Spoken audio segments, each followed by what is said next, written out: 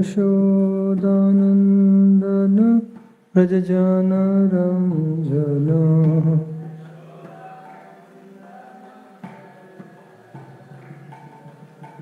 यमुनातीरः वनचारी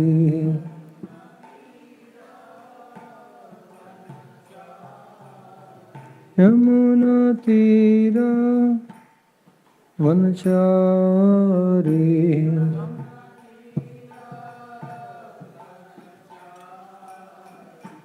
जयो राधा माधव कुंज विहारी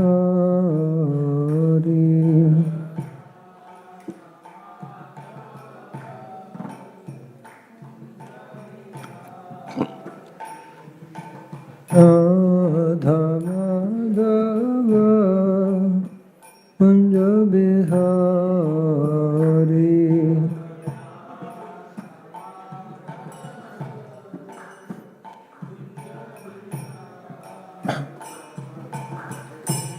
जय ओम श्रीपाद परमहंस परिव्राजकाचार्य स्तोत्र श्रीमद डिवाइन ग्रेस श्री भक्ति वेदांत स्वामी श्रील प्रभुपाद की जय। नंद कोटि वैष्णव वृंद की जय। ग्रंथराज श्रीमद् भागवतम की जय। निताय गौर प्रेमानंदे। ओम नमो भगवते वासुदेवाय।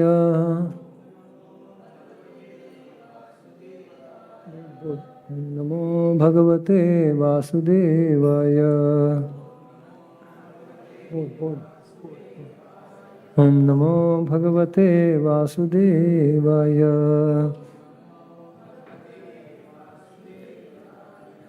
नारायणं नमस्कृत्य नरं चैव नरोत्तमं देवीं सरस्वतीं व्यासं ततो जयमुदीरयेत्। नष्टप्रायेषु भद्रेषु नित्यं भागवत सेवया भगवती उत्तमश्लोके भक्तिर्भवति नैष्टिकी। कृष्णाय वासुदेवाय देवकी नन्दनाय च नन्दगोपकुमाराय गोविन्दाय नमो नमः। Hare Krishna. So today we are reading from Canto 3, Chapter 10, entitled Divisions of Creation, and text 27, 28, 29.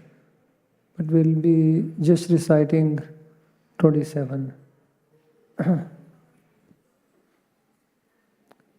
Yeah, so 3, 10, 27. वैकृतास्त्रय एवैते देवसर्गश्च सत्तमा वैकारिकस्तु यः प्रोक्तः कौमारस्तुभ्ययात्मकः। वैकृतास्त्रय एवैते देवसर्गश्च सत्तमा वैकारिकस्तु यः प्रोक्तः कौमारस्तुभ्ययात्मकः। Yes, you can recite. वैकृतास्त्रय एवैते देवसर्गश्च सत्तमा वैकारिकस्तु यः प्रोक्तः कौमारस्तुभ्ययात्मकः। वैकृतास्त्रय एवैते देवसर्गश्च सत्तमा वैकारिकस्तु यः प्रोक्तः कौमारस्तुभ्ययात्मकः। वैकृतास्त्रय एवैते देवसर्गश्च सत्तमा वैकारिकस्तु यः प्रोक्तः कौमारस्तुभ्ययात्मकः। वैकृतास्त्रय एवैते देवसर्गश्च सत्तमा वैकारिकस्तु यः प्रोक्ता कौमारस्तुभ्यात्मकः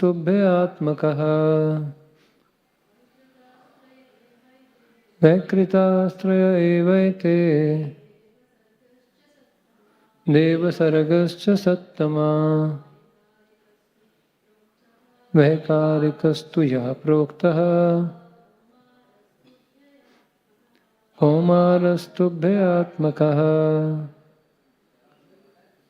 वैकृतः creations of Brahma, Trayaha, three kinds, Eva, certainly, Ete, all these, Devasargaha, appearance of the demigods, Cha, also, Sattama, O good Vidura, Vekarikaha, creation of demigods by nature, Tu, but, Yaha, which Proktaha described before.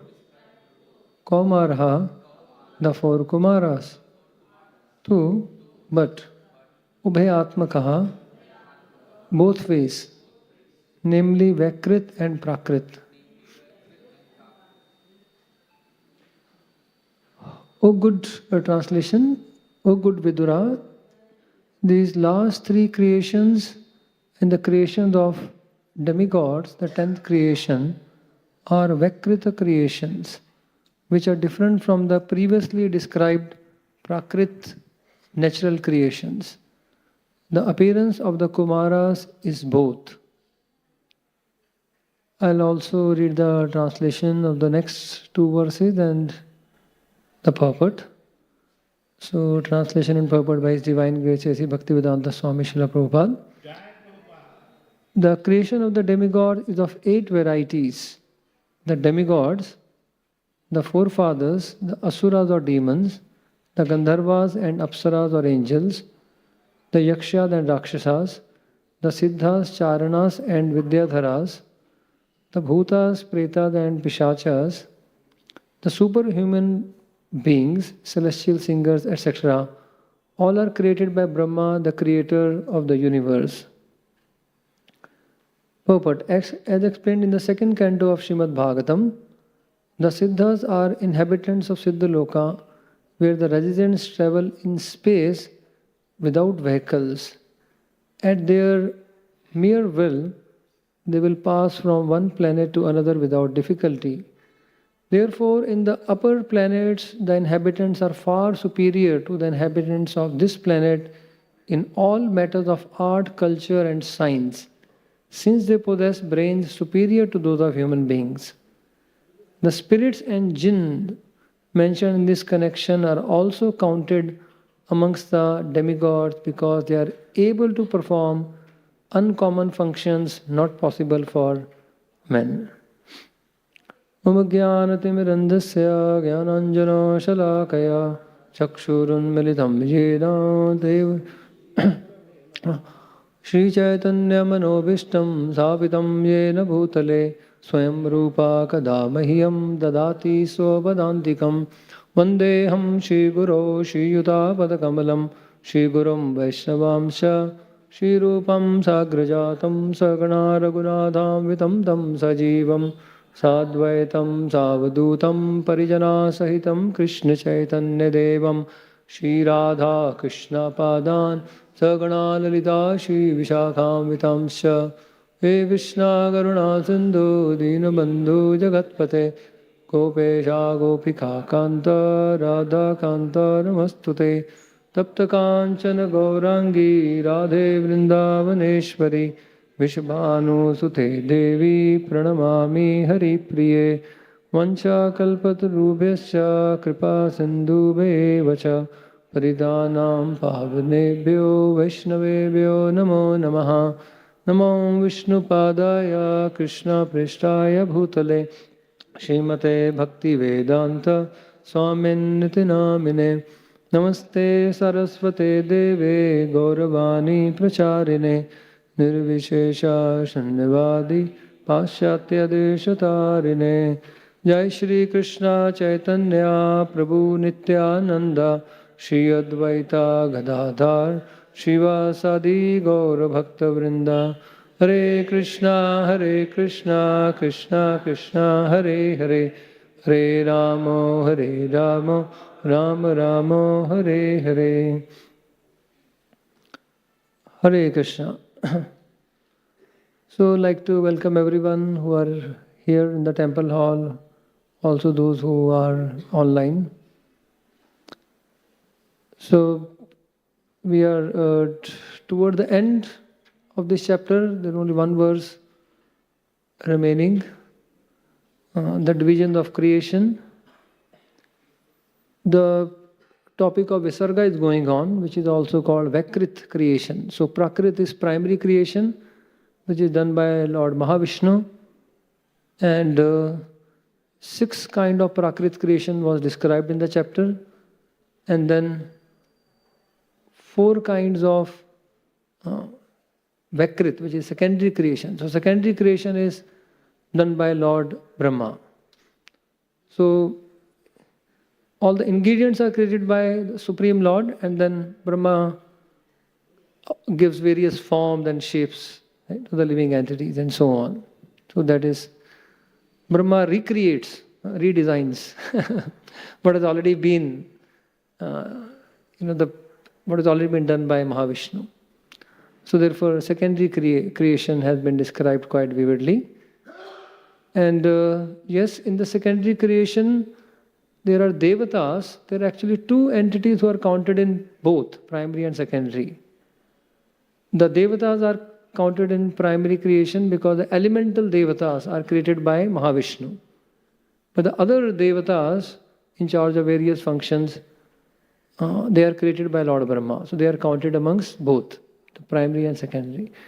Even 4 Kumara, this verse says, 27, which we just recited, Kaumaras Tubhya Atmakaha. Kumaras are also counted as both the creation of the Lord and the creation of Brahma. How is that? Because it's mentioned that Lord Brahma situated himself in meditation on the Lord. And in that meditation, he created 4 Kumaras. So therefore, Kumaras are counted as both creation of Mahavishnu and Brahma. So, yes.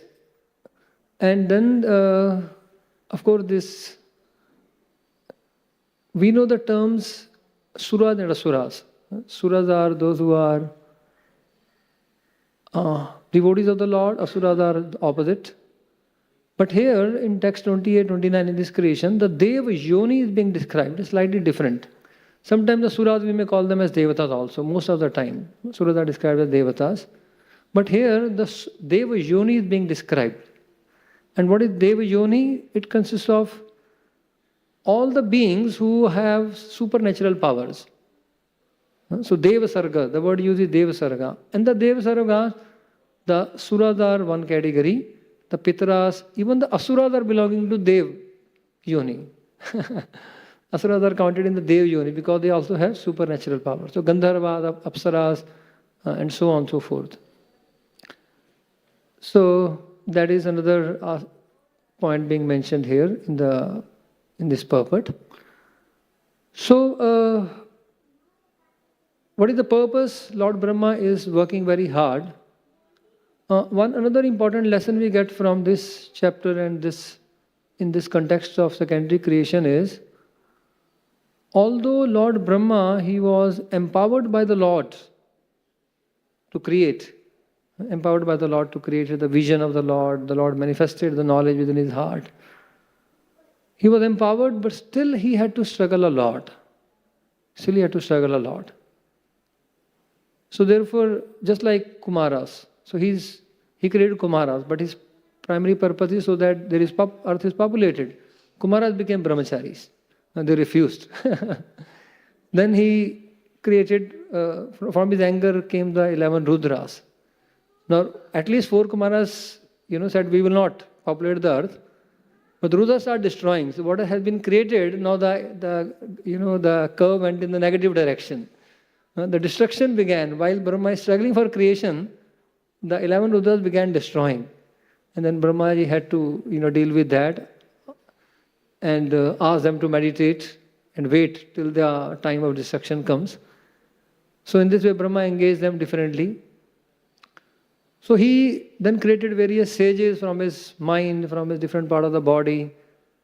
But still, the population was not proceeding the way Brahma ji intended or wished.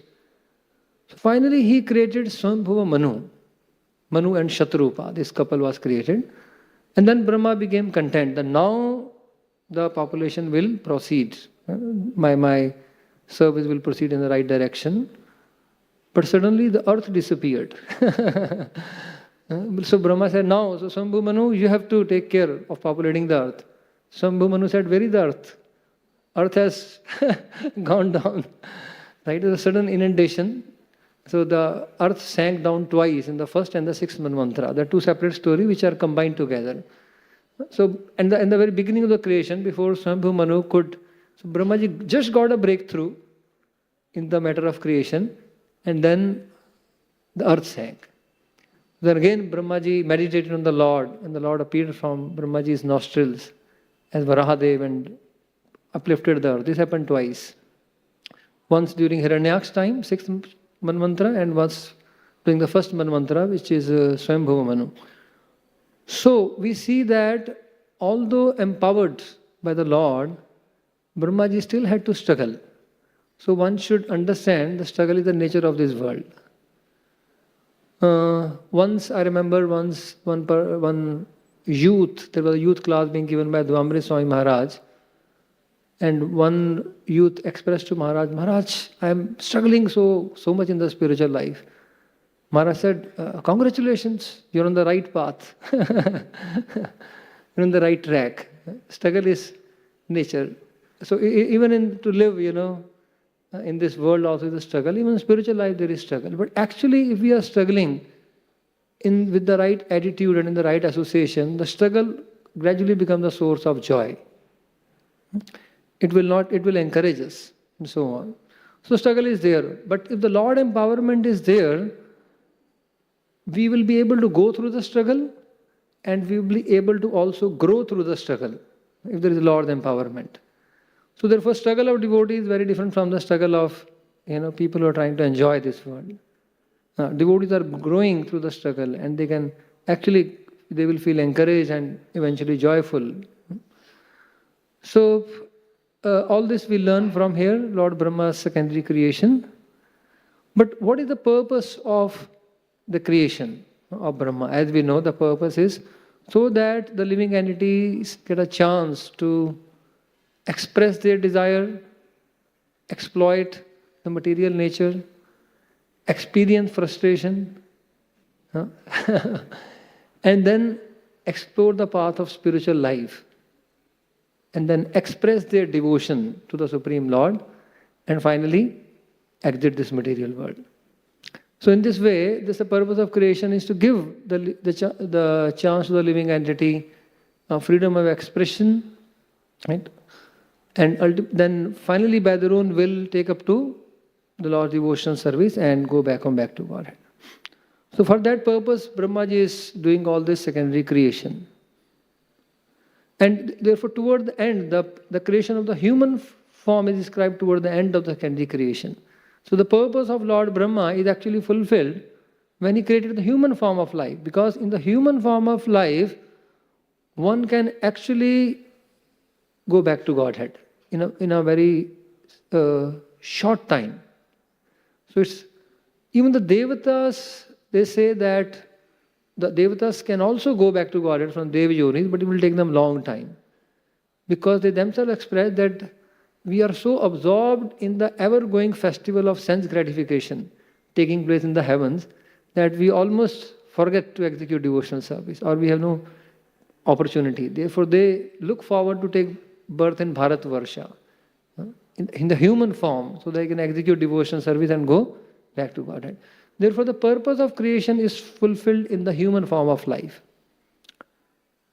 And in the human form of life, what is the highest good fortune, what is the highest benediction one can attain? Shreyo madhya kaun shreya jivera hai sar. Lord Chaitanya asked Ramanand Rai, amongst all kind of shreya, the the highest benediction or the lottery? What is the biggest lottery in the human form of life? What is the highest benediction? What does Ramananda Rai replies? Krishna Bhakta Sangha Vina Shreya Nahi Yar. There is no greater benediction than the association of the devotees of the Lord, especially pure devotees.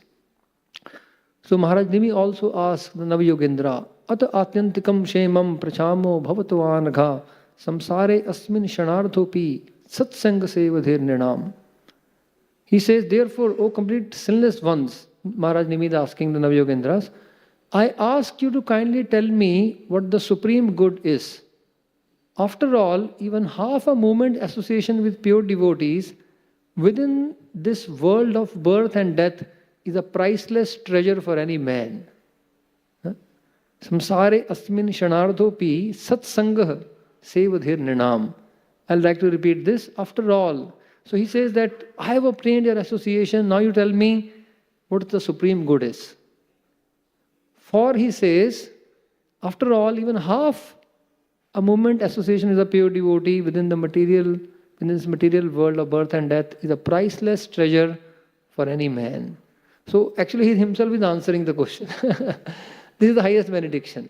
But yes, in that association, hearing, chanting, glorifying the Lord, two are interrelated. That will be described by the Navayogendras. Okay, so the Prachetas, the Lord appears to the Prachetas being very pleased with them in the fourth canto toward the end. And the Lord asks them, ask a benediction. I am so pleased with you. So they said, my Lord, we only desire your lotus feet. We only desire your lotus feet. That means we want to serve you, please you. But then they say, one more benediction we want. What is that? They say, as long as we are in this material world, due to material contamination and wander from one type of body to another and from one planet to another, we pray we may associate with those who are engaged in discussing your pastimes. So, Vishwanath Chakravarti Thakur describes, they are praying for the association of devotees because the nectar of Lord's lotus feet can only be tasted in the association of devotees. So there is a prerequisite. One cannot have direct access to the nectar of the devotional service to the Lord's lotus feet without devotees association. So they prayed for the association of devotees. And in the purport of this verse, where they prayed for devotees association, Prabhupada writes, this is the best benediction a devotee can ask of the Supreme Lord. This is the best benediction. And Bhagavatam repeatedly describes, Lord appears before great souls, and from him they ask, let us have the association of your devotees. So this is even higher than the Lord's darshan, association of devotees, because in the association of the devotees, we can constantly be with the Lord and actually experience Him. Krishna also says, you will have my intimate association, Shravanad Kirtanad Dhyayan. He says, Shravanad Kirtanad Dhyanad Mai Bhavonu Kirtanad Na Tatha Sannikarshena Pratiyato To Grahan. He tells the wife of the Brahmanas, here we have a nice painting. The wives of the Brahmanas, I think over there. The wives of the Brahmanas.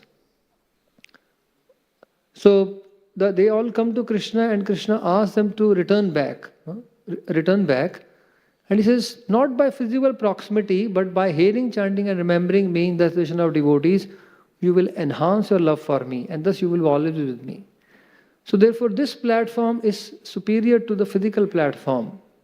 Not tatha sannikarshena, Krishna says, not by physical proximity, but by hearing, chanting and glorifying the Lord in the association of devotees, one actually enhances one's love for the Lord and experiences Lord much greater than the physical platform.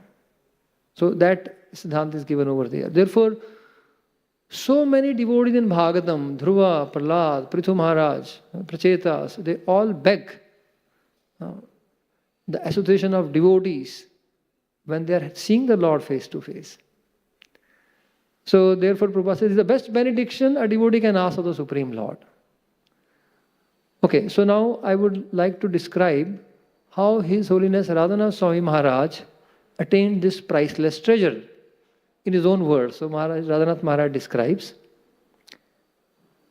this is meeting Prabhupada for the first time.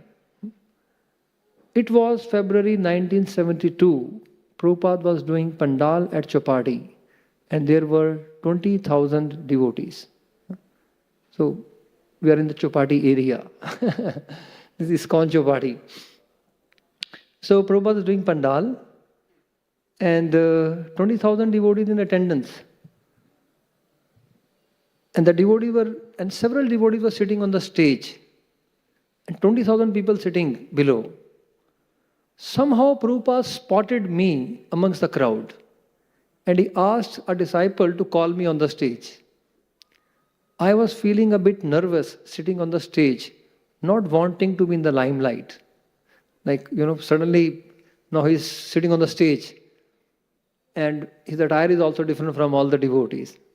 So he is kind of in focus and limelight. Maharaj said, I was very nervous sitting on the stage. But then Prabhupada called him, and Prabhupada from the body language understood that he's feeling nervous. Prabhupada looked at me and smiled brightly, thus comforting me. And so Prabhupada comforted him. That's all right, you can sit on the stage. So that smile was comforting. So Maharaj felt comforted by that smile of Prabhupada. At the end of the program, when he was leaving, I bowed down and tried to touch his feet, the custom I had learnt in India. The devotees around him scolded me. But Srila Prabhupada again looked at me mercifully and he said, it is all right. He can touch my feet. Again, he felt scared. Just to comfort the situation, Prabhupada said, he can touch my feet. I was so touched by his personal care and gesture. He had deep compassion for the soul, which was expressed through the via media of the body and the mind. You see that how Prabhupada was trying to comfort him also emotionally, and so on and so forth. Okay, so that is the very first interaction took place here at Chowpatty. And so now this was his first interaction where his heart was deeply touched by Srila Prabhupada, who will be his spiritual master. So there was a deep bond which has already been formed. So then now the story further continues, and we will see how, because he has attained this priceless treasure of a pure devotees association for a very short while, for a moment or half a moment compared to that of Devatas. But also brief interaction can be compared to like a moment association. How that led to the attainment of Vrindavan Dham and Krishna. So Maharaj describes himself. He said, so he was traveling he continued his journey, exploring different spiritual paths, though his heart had become attached to Prabhupada. So he was traveling from Amarnath to Muktinath. On the way, he was hijacked by Gopinath. This is story in his own words. So just before one of the stations, the train halted. There was a rain, thunderstorm, so the water filled in the track. Just imagine the train stopped on the track, no station, for 24 hours. There is no water, no food to buy, anything. 24 hours the train is stopping in the midst of nowhere. 24 hours. And suddenly and slowly started moving to the next station. So Maharaj said, I came out of the window, the door was so crowded, to breathe in some fresh air and to get some water. And then what happened? He could not get back into the train, and he was stranded. So I got stranded on an unknown station. And it's not very nice to be stranded, just unknown station. And then Maharaj asked some local Brajvasis, which place is this? And they said, this is Mathura. This is Krishna's birthplace. And today is Janmashtami. you come with us to the Janmasthan. We'll go to take darshan of, on the Janmashtami day, Krishna's birthplace. And it was raining, even during Janmashtami, so many times during Janmashtami it rains, especially in Bombay. So at that time also it was raining, and when Maharaj got stranded, that time also it was raining very heavily. It was raining very heavily, and there was a knee-deep water. So with the Brajvasi, local Brajvasi, who was also sadhu, Maharaj is walking in the knee-deep water towards the Janmasthan.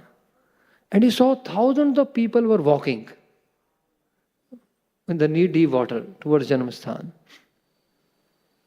Wherever I saw, in his own words I am reading now, so there was a knee-deep water, people were walking, thousands, towards Janmasthan. It was so much inconvenience, but they all were happy then in Janmasthan. I saw crowds everywhere. It was very hot and humid. It became humid and very hot, so many people.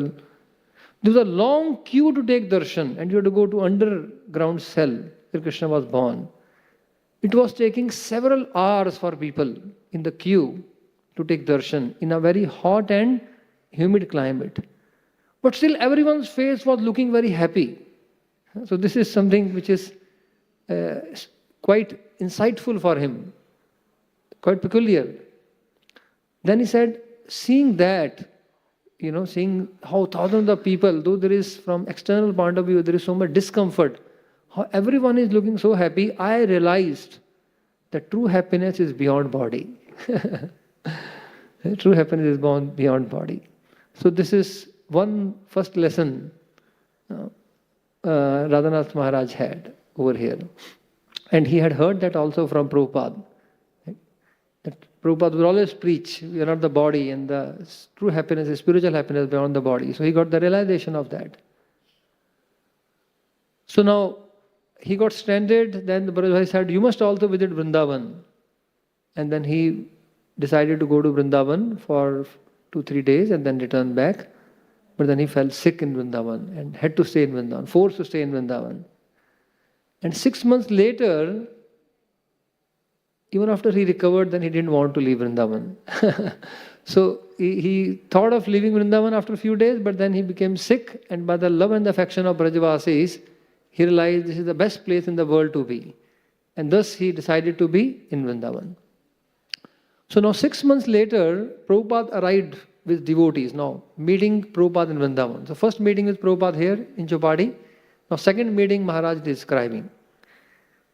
So again, the priceless treasure of pure devotees association. 6 months later, Prabhupada arrived with devotees in Vrindavan, and I was already living there. Since I was very much attracted towards him, I would go to hear his classes. But I had not committed myself as his disciple yet. So disciples of Prabhupada started telling me that I should join their party and not stay in Vrindavan. However, I was not ready. I wanted to stay in Vrindavan. Devotees were very much preaching to me, and sometimes they would chastise me that I should leave Vrindavan and travel with them and work on the projects. You have this independent nature. This is not correct. You should be with us. So devotees were chastising him, preaching him. And of course, I had not yet become a member of ISKCON. So formally he had not accepted Prabhupada, though he had wholeheartedly accepted him within his heart, but not yet formally. So I was very much attracted towards Prabhupada as a person, his compassion, what he was giving people, his pure and authentic teachings of Srimad Bhagavatam. But I was also becoming distressed because I was really feeling that almost there was a prejudice against me. Right? Everyone was like judging him to be independent, wanting to stay in Vrindavan. So he was feeling distressed because of this. Because of this kind of prejudice. Because I was not fitting the way others did. So one day in the garden near Radha Govind temple, Shri Vrindavan Dham, Srila Prabhupada gave a talk to the residents of Vrindavan, and I came little late. At that time, so Maharaj sat behind. At that time, there were many dozens of people who were offering obeisances on both sides of the footpath where he was walking. So at the end of the talk, Prabhupada is walking and there is an aisle created, just imagine, and from both sides people are bowing down. Maharaj is toward the end of the aisle. And he also bowed down when Prabhupada is walking. So, at the time there were many dozens of people who were offering obeisances on both sides of the footpath where he was walking, and I bowed down. When I got up, he was standing right in front of me. Prabhupada stopped there. He didn't walk past. So, Prabhupada stopped over there, and then as Maharaj looked towards him, he saw Prabhupada standing, and then looking at Radhanath Maharaj, he asked, "So, how long are you living in Vrindavan? For how long are you living in Vrindavan?" And Maharaj became afraid. Because I didn't want to displease him. I was thinking maybe devotees told him that, our conversation, that I was refusing to leave Vrindavan, and they told Prabhupada, all that. And now Prabhupada probably will chastise me and ask him to leave Vrindavan. So Maharaj became very afraid. How will I be able to, displease him? So I answered with a lot of apprehension, fear in my heart. I answered, 6 months, Srila Prabhupada. I am here in Vrindavan for 6 months. And Srila Prabhupada broadly smiled and he patted me on the head with his merciful hand in a very fatherly, affectionate way. And he looked in my eyes with a beautiful oceanic smile. And he said, "Very good." Vrindavan is such a wonderful place. That was Prabhupada's words. So actually Prabhupada did not say leave Vrindavan. Rather, he approved that, very good. This is such a wonderful place. Then Maharaj said, at that point of time, I became ready to leave Vrindavan if he asked me to do so. He actually won over my heart. So Prabhupada had that, personal love. He could see that this person is being attracted towards Vrindavan, and he approved. Of that. Kind of blessing him that always stay in Vrindavan. And even though Maharaj physically left Vrindavan, he actually remembered Vrindavan, knew Vrindavan, and where he created Vrindavan here with the cows and the deer and the parrots and the peacocks. Right? So when he came here, then we have Vrindavan forest that is expanded. So like that. So we can say that actually Prabhupada blessed him to be always in Vrindavan, and therefore he has always stayed in Vrindavan by Guru's blessings. One can only stay in Vrindavan by blessings of pure devotees, by Guru's blessings. So in this way, this story describes receiving blessings of his beloved spiritual master, Srila Prabhupada.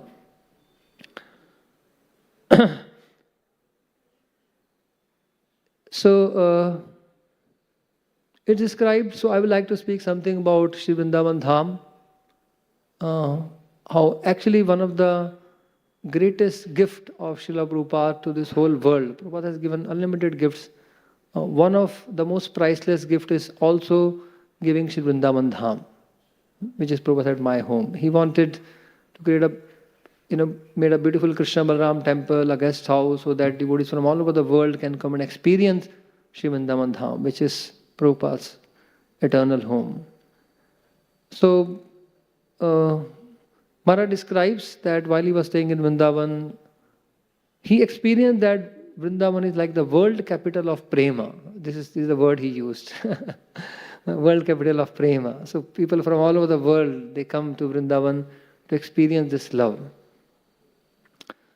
So when Lord Chaitanya traveled to Vrindavan, many of our acharyas have traveled to Vrindavan. Prabhupada's eternal home is Vrindavan. So one important thing is that although this Vrindavan Dham is the world capital of prema, but if we have to achieve this prema, we have to learn to live in harmony. When Lord Chaitanya visited Vrindavan, he glorified Vrindavan by reciting a verse from Srimad Bhagavatam.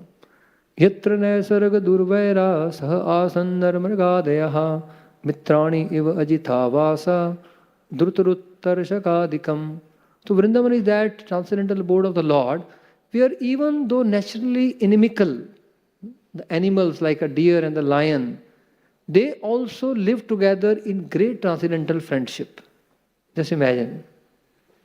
So the naturally inimical animals also live in transcendental friendship. And human beings are supposed to have natural friendship. They're not, so human beings are not made in such a way to be inimical, like the lion, the deer, or the tiger and the deer are naturally inimical. Nesarg Durvaira, the cat and the rat. There is a born rivalry between them from the very birth only. Actually, it's not that some ancestors of rats offended the cats and therefore rivalry started. It is continuing generation after generation. It's Nesarg.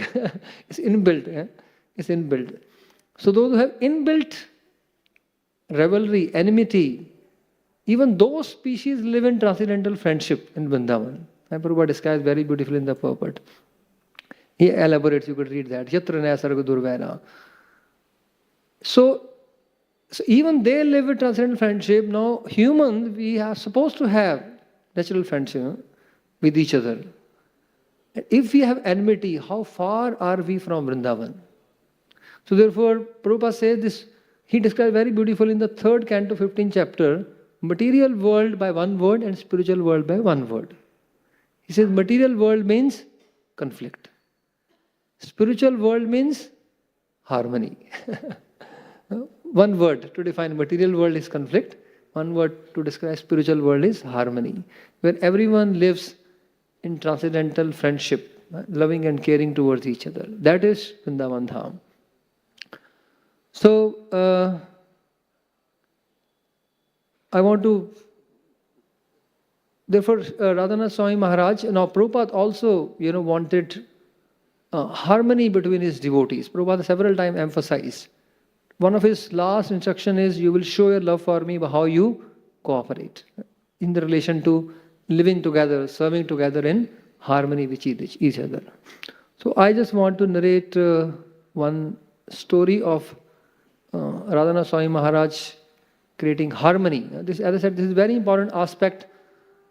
If we have to aspire for Vrindavan, we have to learn to live in harmony with the devotees. We have to somehow resolve. Prabhupada again beautifully writes in his purport, again in the 4.30, in the section of Prachetas, where Lord Vishnu congratulates them for their mutual friendship. Prabhupada said there could be disagreement between devotees. But if they have the pure desire to serve, then the disagreement will not lead to disunity. We'll be able to resolve the disagreements and not become disunited.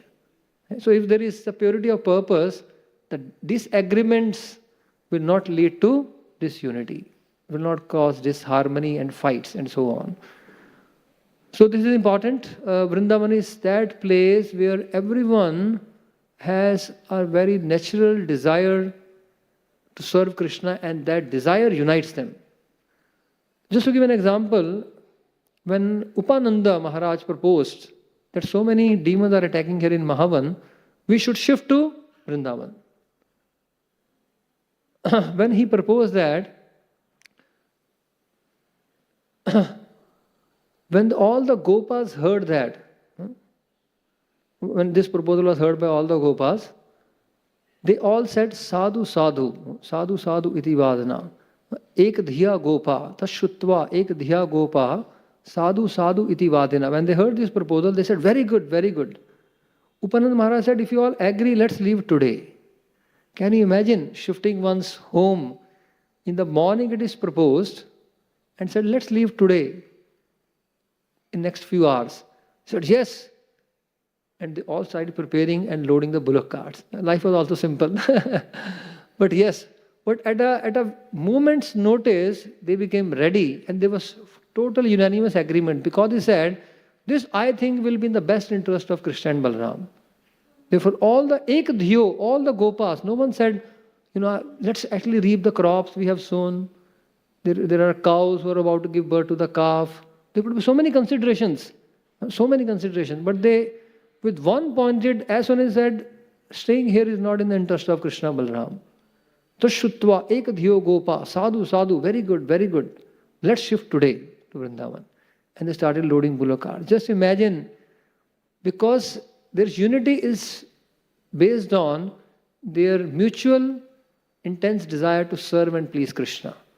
So if that is there could be disagreements, no doubt, but that will not lead to disharmony, because the spiritual world is characterized by harmony.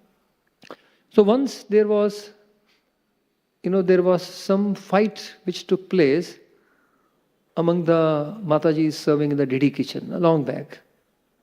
Some issues happened and there was a fight. And it was brought to Hitolinit Radhana Swami Maharaj. So then Maharaj said, if he didn't got into details, he said, you all have to sit down, have meeting, then dissolve, fine. But then he said, if you all are fighting and making offering for Gopinath, Gopinath will taste Putana's poisoned milk in your offering. And then that actually shook, everyone. And then it was easy when we had the right vision that Krishna will be highly displeased. So Prabhupada is pleased, Krishna is pleased when there is harmony. And therefore, as taught by Prabhupada, Radhanath Swami Maharaj also has been highlighting this harmony. So, I would just like to narrate another incident from Govardhan Eco Village. In Govardhan Eco Village, we have many, we have Goshala, we also have horses, we have goats, sheep, also donkeys. Even it's mentioned in one of the verses in Bhagavatam, there were many kind of animals. There were goats, sheep, buffaloes, and so on, even in Vrindavan. So, of course, the cows are prominently discussed, but there are all kind of animals in Vrindavan. So, we have some horses and donkeys also in Govardhan Eco Village. So, there were 3 donkeys, and then Maharaj said, we should have 4 more. And those who were maintaining them, they found it very difficult. 4 more donkeys, what will do with 7 donkeys in Govardhan Eco Village? And to maintain them is going to be difficult. So they were not able to understand the reason. And then Maharaj said, Maharaj had seen one painting of Krishna and Balram killing Dhenukasur and party. And there were 7 donkeys in that. He said Krishna and Balram actually liberated those 7 donkeys. And the donkeys in Govardhan Eco Village are as good as liberated donkeys, because they are not abused and made to work hard, which the donkeys in India are. So we should have 7 donkeys in Govardhan Eco Village because of that painting. There is one painting you see, Krishna is twirling one donkey, Balram is twirling another, and the 2 are waiting in queue, and 3 are on the treetops. In one painting there are 7 donkeys. So anyway, so Maharaj wanted 7 donkeys, and so as per Krishna's pastime of, in that painting particular, there could be more that time, but the painting described or depicted 7 of them. So when these 4 donkeys came, more, the earlier 3 donkeys became very insecure, and there was a fight between them. Because they felt now they are taking our space, our food, etc. All this mentality is there. So they became insecure, and there was a fight between them. And actually Maharaj is very observant. He noticed this happening, and he told the devotee who was taking care of the donkeys, he said, make what is feeding them? And then he said, give them something nicer and more from today. Arrange for at least 1 week a nice feast for them, which they, as per their understanding of feast. So he said, arrange a nice feast for 1 week. And he said, but what is the reason for that? He said, you do it, then I'll tell you. So for 1 week, their diet was a feast diet. And then they all became friendly. And it was surprised, how could these donkeys who were fighting, they became friendly? And Maharaj explained, they had become insecure, thinking, now they will take our space, our food. But when nice food was given, then they related, oh, since they have come, we are getting a feast. So naturally they became friendly, and the disharmony was removed. So Maharaj was careful to remove the disharmony even between the donkeys. In Vrindavan Dham, what to speak of us human beings, how much more we should strive for harmony amongst each other. So this is, I am just narrating how Prabhupada emphasized certain principles, and Radhanath Maharaj picked up all those principles, and so that they're integral part of Vrindavan, the spiritual world, this harmony.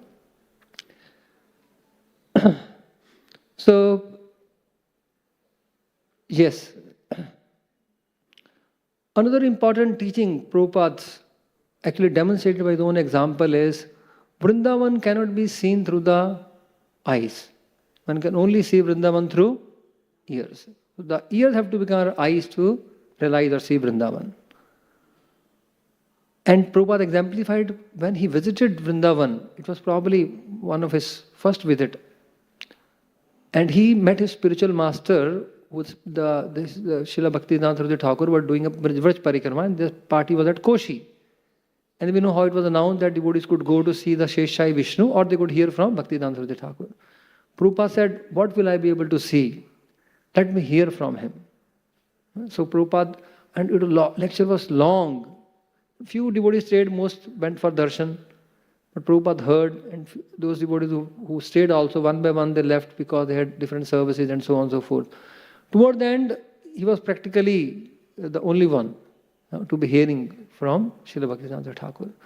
And therefore he marked him. And later when he was about to be initiated, and Atulanand Brahmachari at Prayag said, so Guru Maharaj, here is Abhay Babu. And before he could give further introduction, Srila Bhaktivedanta Thakur interrupted. He said, I know him. He likes to hear. He likes to hear. So there is first Vrindavan visit, it was mainly Shravan visit. Right? So one can only see Dham by hearing. So what happened so the same principle, again, there is one of the Vrindavan Yatras. We were in Vrindavan with Radhanath Swami Maharaj. It was a political bandh. And the political party had declared a bandh. In India, all these bandhs are common. And that day, all the devotees were supposed to travel to Talvan. So Maharaj then, we could not go because of the buses. And then Maharaj started speaking to the devotees about the story of Krishna and Balaram killing Dhenuka at Talvan. And he narrated the whole story with such amazing enthusiasm. And at the end of the whole story, he said, so, this story has brought our hearts to the forest of Talvan. There is nothing anyone can do to keep us out of Talvan. There is no universal power in the entire creation that can keep a devotee's heart out of Vrindavan, he said. So in this way, he taught this important lesson that how through sound vibration we are transported to the divine realm of Vrindavan. So he made everyone visit Talvan, though it was a political bandh, through sound vibration. And that is the way we can actually realize Vrindavan. So in this way we see the Dham through the ears. There was another incident. We were doing Govardhan Parikrama and we reached Uddhav Kyari when it was late evening and it was dark. And Maharaj gave a class at Uddhav Kyari when it was dark. We could not see anything around. We could not even see him, very, very blurred vision. Hardly we could even see him, but we all could hear. And Maharaj then referred to that class which he gave at Uddhav Kyari late in the evening. It was a long class. Then he said, what can we see through the ears? Now, this is he describing at another point. Same Siddhant that Dham is to be seen through ears. So what can we see through these eyes, he said. In another class, he said, what can we see through these eyes? These eyes are actually a distraction to see the Dham. Last time when we came to Uddhav Kyari, so this is the next yatra is speaking. He said, last time when we came to Uddhav Kyari, it was dark and we could not see anything with the eyes. So when I narrated the story of this place, everyone just saw through their ears. and it was a profound experience. Eyes are actually a distraction to see the dhams, to see the dham. Because with eyes, we mostly see the faults. You see? So therefore, with eyes, we mostly see the fault, and eyes are a distraction. Eyes may, kind of impel us to create offenses, but dham is seen through the ears, as exemplified by Srila Prabhupada in his first visit to Vrindavan. So, again, Radha Swami Maharaj, he often refers to Prabhupada's journey towards US at the age of 70, how he risked his life to serve the instruction of spiritual master so many times. So he was, and we know that Prabhupada also is a Brajavasi, eternal Brajavasi. Maharaj was narrating another story of the same spirit of the Brajavasis, as exemplified by Prabhupada. The spirit of risking one's life to serve the instruction of Guru. So when Krishna asked the Brajavasis that you stop Indra Yagya and offer worship to Govardhan, the result of that was actually a life threat. The life was threatened. It was a very it was a deadly attack on Vrindavan, and the deadliest ever, where everyone could just be put to death.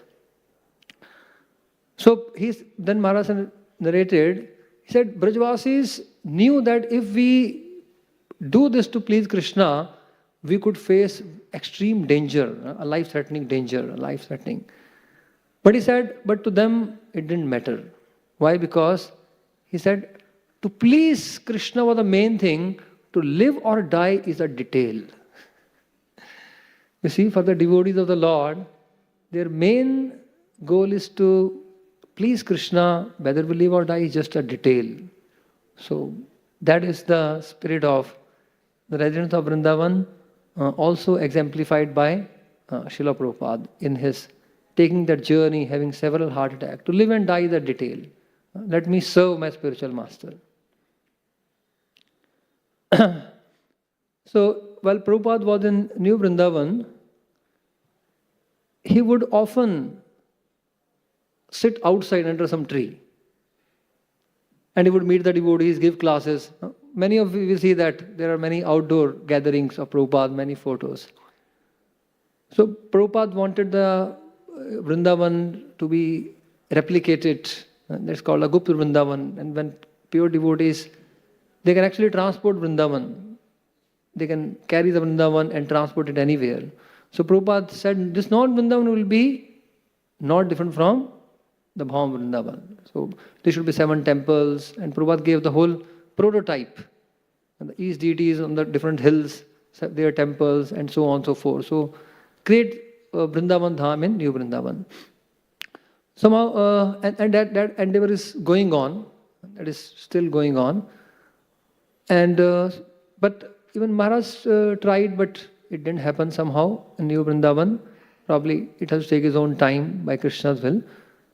Therefore, Radha Swami Maharaj thought, let me, create this Vrindavan in Govardhan Eco-Village. Prabhupada's desire was to create a new Vrindavan, but at least within my lifetime I can fulfill it in Govardhan Eco-Village. So he, created this Vrindavan or manifested this Vrindavan from his heart at Govardhan Eco-Village.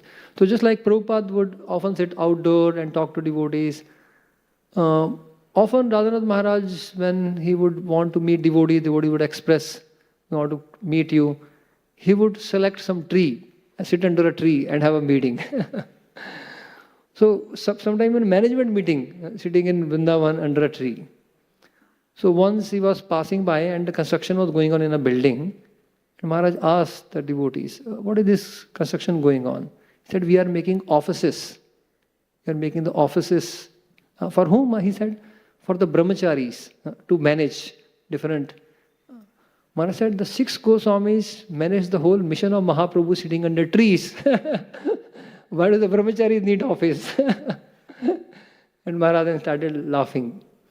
He himself actually, sits under some tree, and then later he referred that and said, "This is my office, under some tree. This is my office." So again, that mood of Prabhupada, where he would like to be outdoor under a tree, meet devotees, give a talk. So Maharaj likes to do that at times. So there is another, we have a Prem Sarovar. We have a Prem Sarovar in Govardhan Eco Village, a very beautiful pond which has 3 crore, I guess, if I'm right, 3 crore liters water or probably more. So Maharaj was once sitting there for a long time alone. And in that Prem Sarovar we also have some swans. And he was just looking, chanting, alone, just meditating for quite long time, maybe some hours. And then devotee was thinking that, what is Maharaj meditating upon over here? And then later he revealed that he was looking at the swans and how seamlessly the swans were gliding. If you look at the gliding of the swan, it's so smooth and seamless. And then he said, Bhagavatam compares the pure devotees like Srila Prabhupada to be swans. If we take shelter of these swan-like devotees, we'll be able to seamlessly cross this ocean of material existence. So he was meditating on his Guru Maharaj, Srila Prabhupada, and taking shelter of him to be able to seamlessly cross this ocean of material nescience. And that is the way shown by Srila Prabhupada. So today actually is the Tithi by Tithi is the 75th appearance day of His Holiness Radhanath Swami Maharaj. So this class is just a humble offering at his lotus feet, where he taught us and exemplified these most pure and pristine teachings of Srila Prabhupada. Jai Granthra Srimad Bhagavatam ki jai, Shri Vrindavan Dham ki jai, Srila Prabhupada ki jai, Nitai Gaur Premanande. Hare Krishna. So the time is already exceeded the time, so we'll not be able to take any questions or so on. Thank you very much for your patient hearing. Hare Krishna.